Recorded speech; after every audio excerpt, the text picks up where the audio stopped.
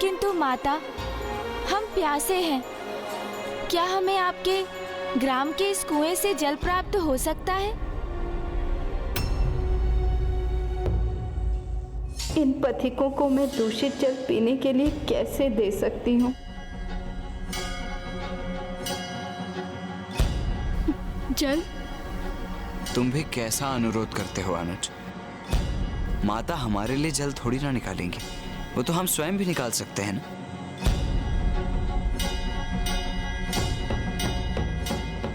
हाँ भैया, आपने सर्वथा उचित कहा।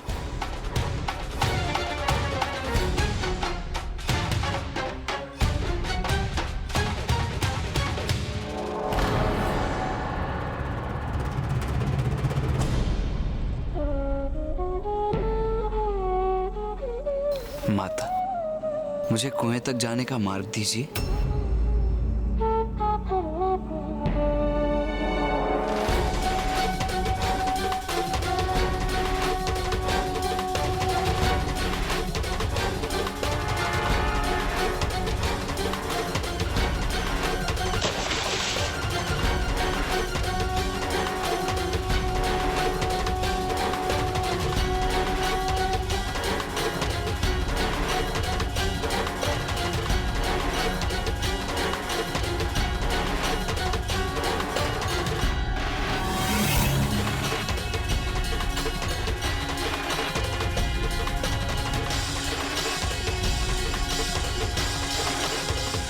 नहीं,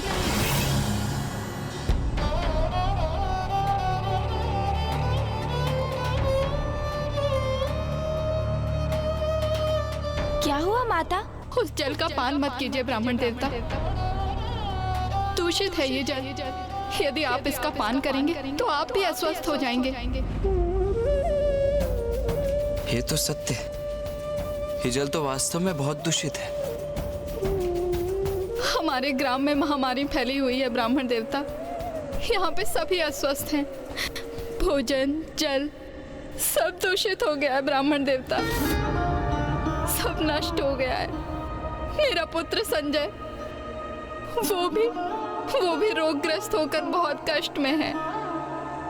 उसे भी बहुत प्यास लगी है। मैं यहाँ पे जल लेने आई थी, पर ये जल दूषित है। मैं कैसे अपने बेटे को ये जल पिलाऊं? तो क्या इसीलिए आप इतनी व्याकुल हैं माता?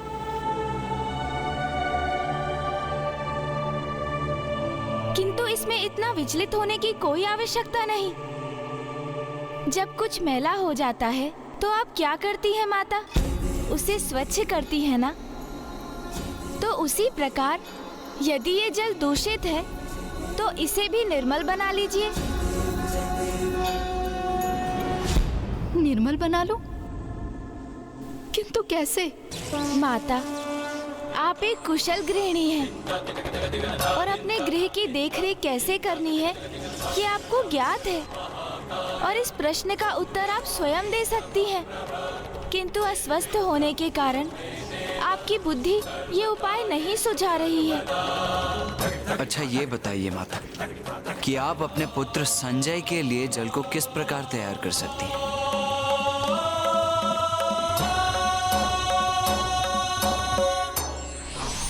जल को उबालकर उसे छानकर। अरे हाँ, समाधान तो स्पष्ट है। मैं जल को उबालकर उसे छान लूंगी तो जल मैले और रोग फैलाने वाले कीटाणुओं से मुक्त हो जाएगा।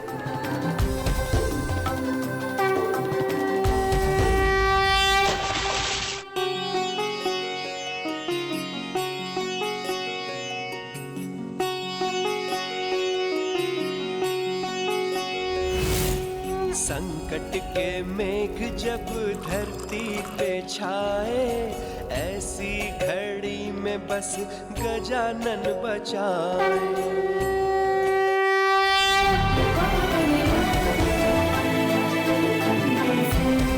लो पुत्र, मैं तुम्हारे लिए जल लेकर आई हूँ।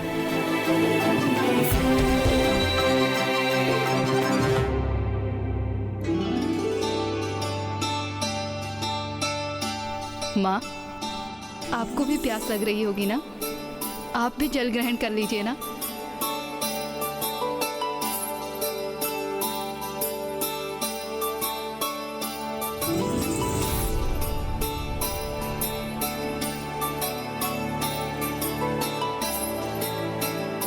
ब्राह्मण देवता, आज आप दोनों के कारण ही मैं अपने पुत्र को जल दे पाई हूँ। मैं आपका धन्यवाद कैसे करूं? अरे हाँ, आपको भी प्यास लगी थी ना?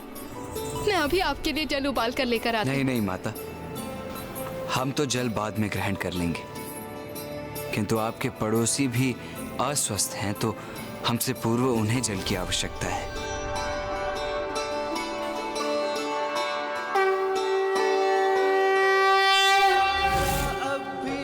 स्वच्छ मंगल मूर्ति, स्वच्छता बिना कैसे हो रोगों से मुक्ति।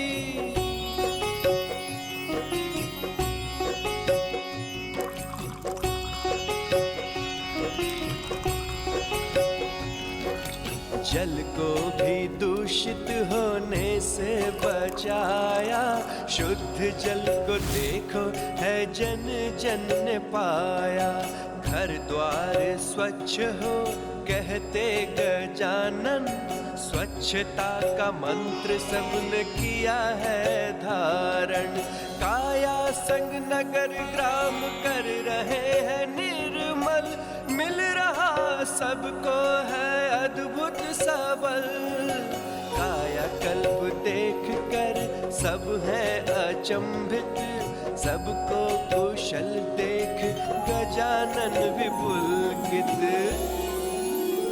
आपके समझाने पर सभी ग्रामवासी एक दूसरे को स्वच्छ जल प्रदान करके उनकी सहायता कर रहे हैं और पुनः स्वस्थ हो रहे हैं। ऋषिवर, स्वच्छता के लिए तो एक सामूहिक प्रयत्न की आवश्यकता होती है। आप स्वयं के गृह को स्वच्छ रखें, किंतु यदि आप अपने पड़ोसी के गृह के समक्ष मैला फेंक दें तो उससे उत्पन्न होने वाले रोग आपके गृह में भी तो प्रवेश करेंगे। इन ग्रामवासियों को मात्र इतना ही समझने की आवश्यकता है।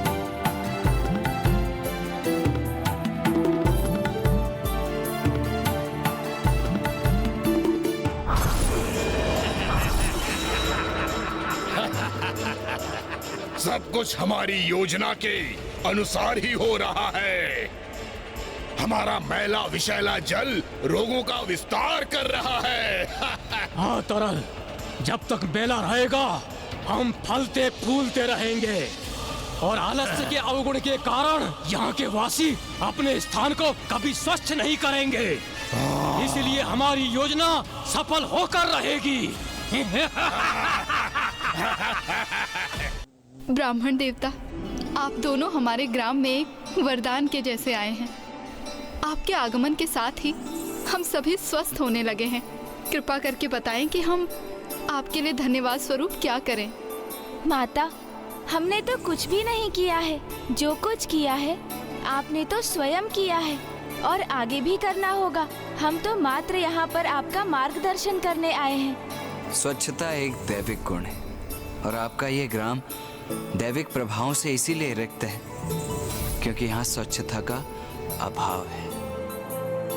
अस्वच्छता से रोगों का विस्तार होता है। आप स्वयं अपने नेत्रों से देख लीजिए इस ग्राम में स्वच्छता की क्या स्थिति है। तो आप सब रोगों से मुक्त कैसे रहेंगे?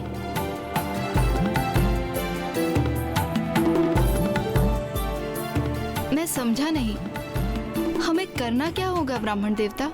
स्वच्छता के प्रति जागरूक होकर स्वच्छता को अपने जीवन में महत्व देना होगा,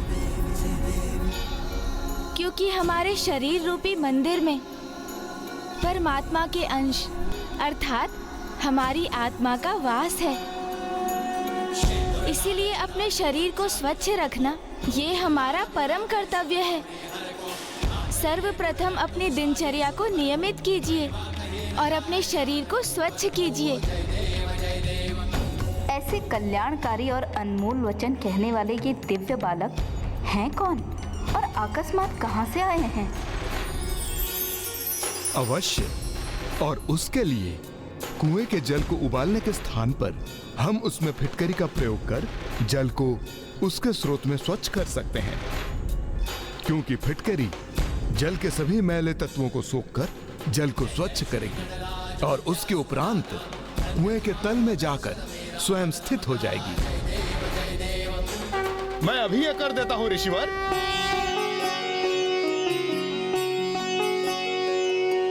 संकट के मेघ जब धरती पे छाए, ऐसी घड़ी में बस गजानन बचाए।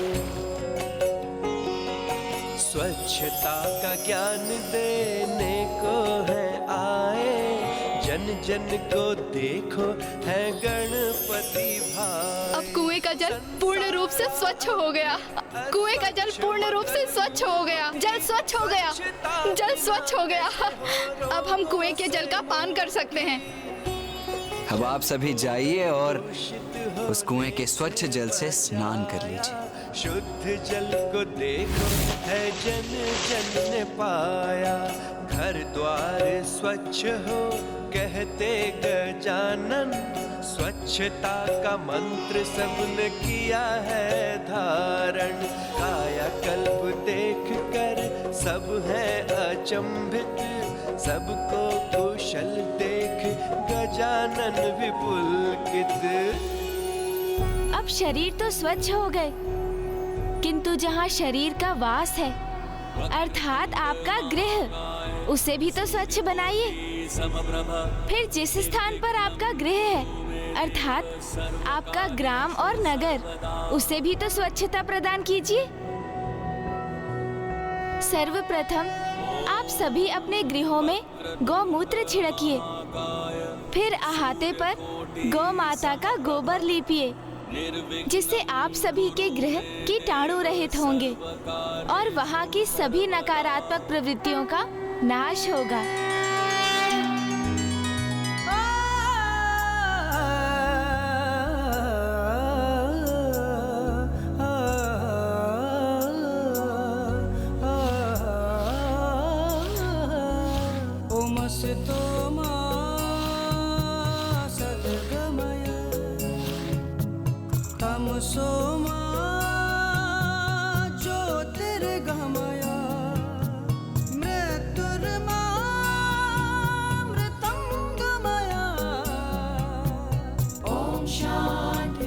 हमारे पास तो तनिक भी गौमूत्र शेष नहीं रहा।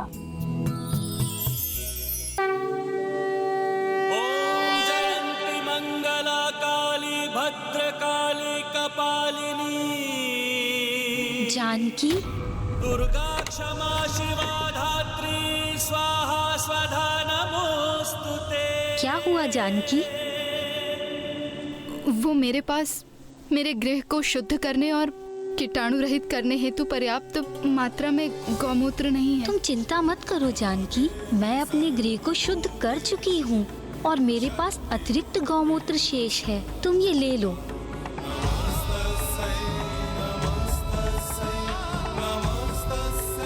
बहुत बहुत धन्यवाद।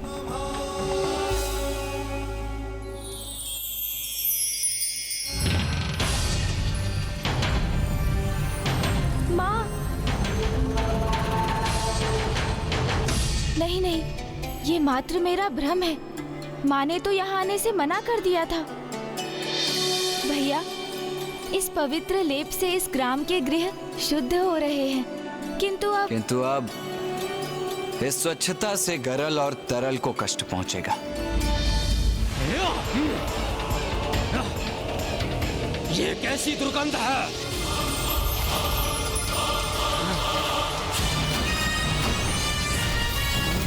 अरे ये क्या? ये स्थान स्वतः ही स्वच्छ कैसे हो रहा? ये स्वच्छता हमारा श्वास लेना भी दूभर कर रही है। अस्वस्थ हो रहे हैं हम।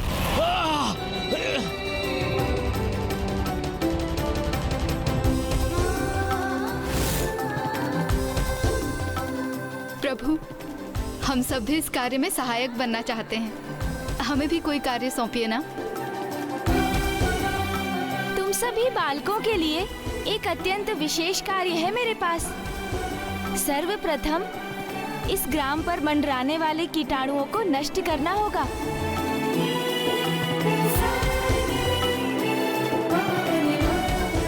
किंतु हम इन कीटाणुओं को नष्ट कैसे करेंगे? चिंता मत करो, उसका भी उपाय है मेरे पास। तुम सब जाओ और गोबर के उपले लेकर आओ।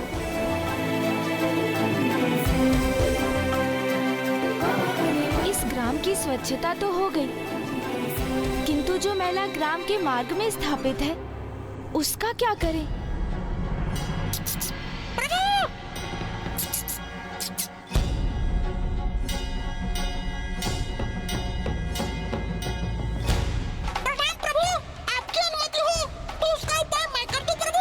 उचित है मूषक जी।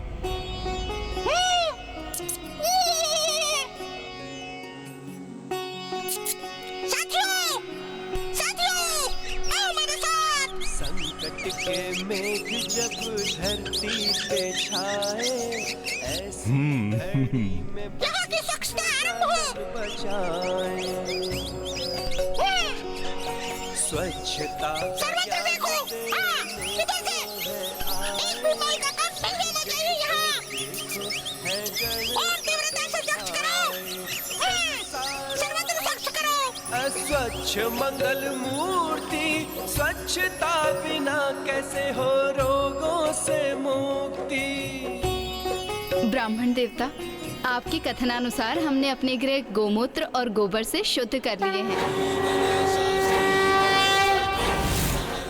यदि आप इन सूखे पत्तों एवं मैले के ढेर को एकत्रित कर यहाँ के गड्ढों में भरकर उसे मिट्टी से ढक दें, तो यही भविष्य में उर्वरक बनेंगे।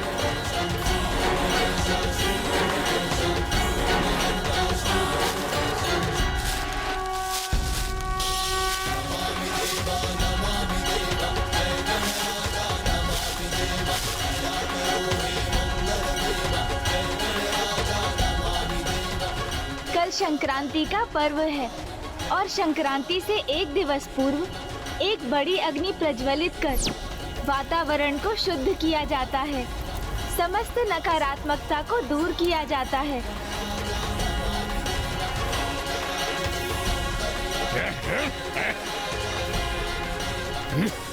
ये मेरे भीतर प्रवेश कर मुझे अपना आहार बना रहे हैं। यदि आप इन सूखे पत्तों एवं मैले के ढेर को एकत्रित कर यहाँ के गड्ढों में भरकर उसे मिट्टी से ढक दें, तो यही भविष्य में उर्वरक बनेंगे।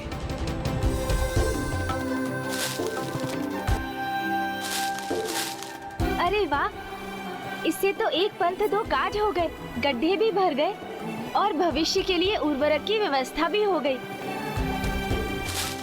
ब्राह्मण देवता, अब हमें इन गोबर के उपलों का क्या करें? इस गोबर के उपले में अग्नि प्रज्वलित कीजिए। जी।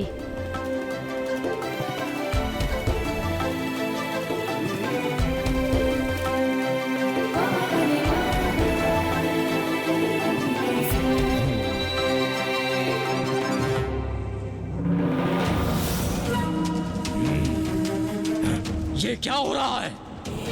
ये मक्षिका और ये मच्छर हमारी ओर क्यों आ रहे हैं?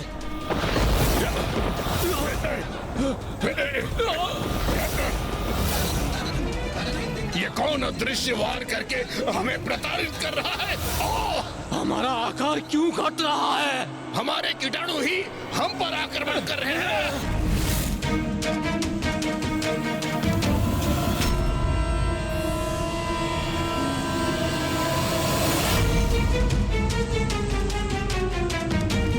ये मेरे भीतर प्रवेश कर मुझे अपना आहार बना रहे हैं।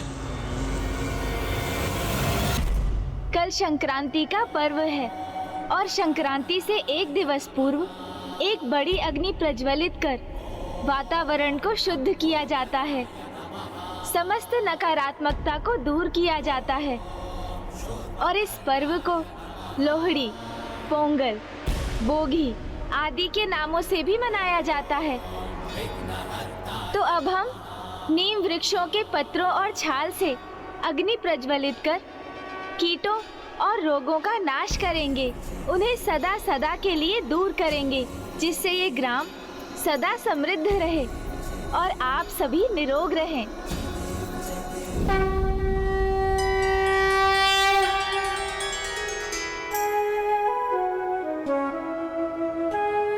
ॐ भूर्भुवः स्वः तत्सवितुर्वरेण्यं भर्गो देवस्य धीमहि धियो यो नः प्रचोदयात् ॐ भूर्भुवः स्वः तत्सवितुर्वरेण्यम् भर्गो देवस्य धीमहि धियो यो नः प्रचोदयात् ॐ भूर्भुवः स्वः तत्सवितुर्वरेण्यम्। ये धूम्र हमें लील रहा है और हमारा आकार भी घटता जा रहा है। गरल और तरल का विनाश हुआ, अर्थात अस्वच्छता नष्ट हुई।